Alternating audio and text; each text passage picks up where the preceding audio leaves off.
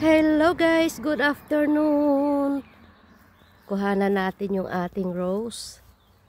And ito yung aking rose, semi-double ata to. Pero this year maganda yung bulaklak niya. Na yan. Ito. Marami siyang yung sakit ng ano. Yung sakit ng rose, yan. Inisprayhan ko, nawala naman. Kaso parang nasunog yung kanyang dahon.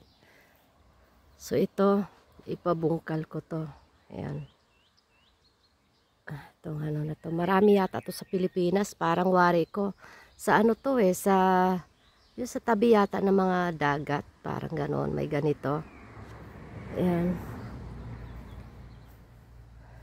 Marami niyan doon, no, sa sulok.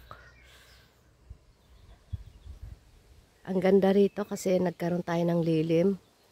Ito gagawa rito ng upuan sa paikot si Don Torres para mawala na yung mga kahoy-kahoy.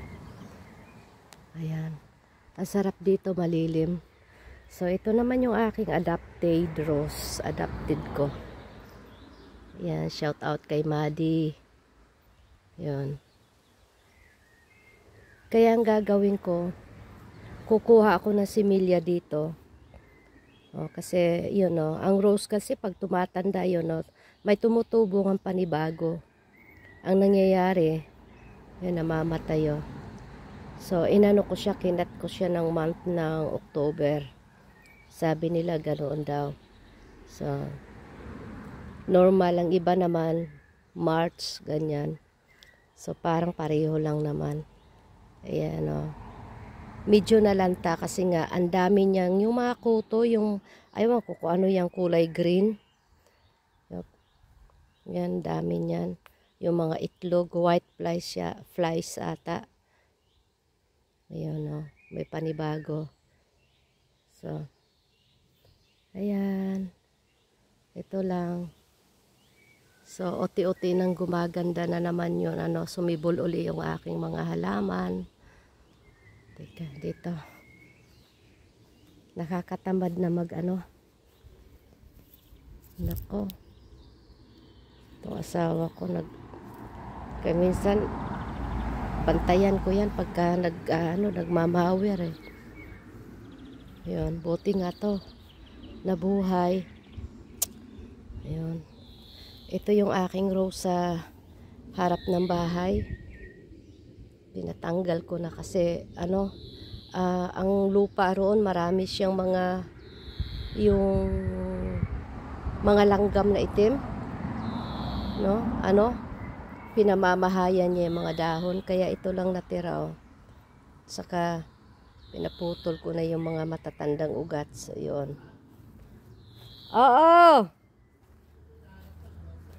magpanibagong kape na kaya tinatawag ako. So ito din yon yung semi double rose. Ito natin titingnan natin. Ito yon wala. Patay na.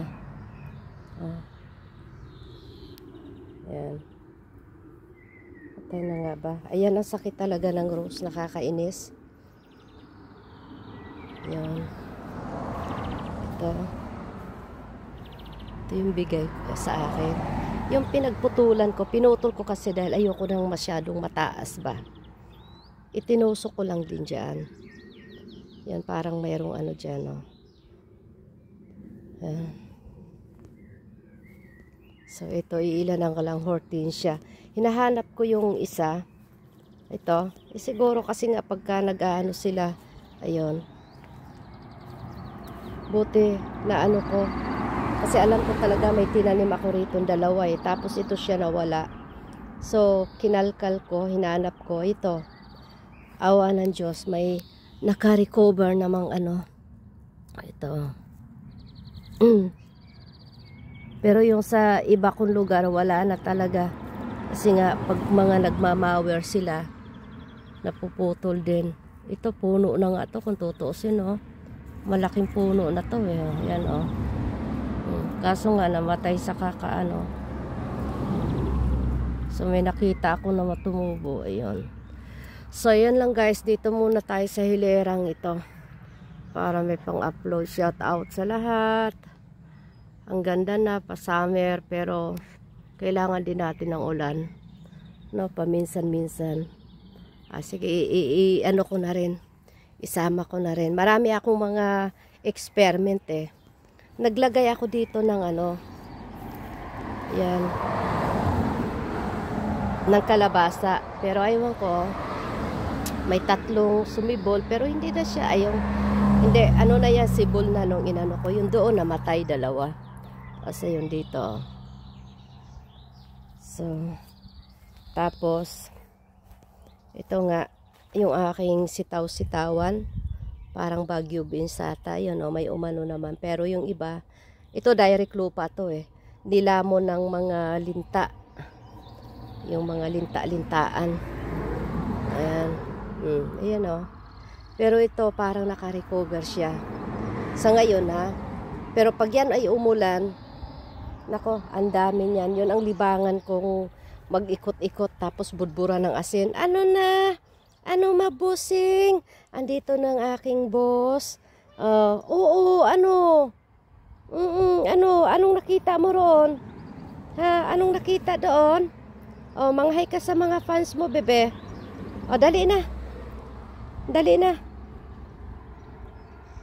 Dali na. Pagka naiinitan siya, pumapasok din siya eh.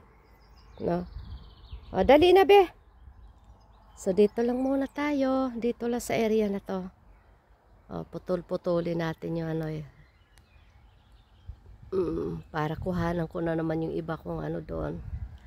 So, ito, sayang nga lang yan, no? Napabayaan kasi ito ng ilang taon. Iba talaga pag, sabi nga, may-ari ang mag-aasikaso. Kaya, ito, yung linta, Tan yung yan, Pagka inasinan yan, galing yan dyan kasi pagka nagdilig ng tubig, ayan yan. Pagka nagdilig-dilig ng tubig, yun, may nabubuhay. Siguro yung mga itlog ba. Yun. Dali ka rito, be. Magbabay muna tayo. Bye-bye. Ingat po tayong lahat. God bless.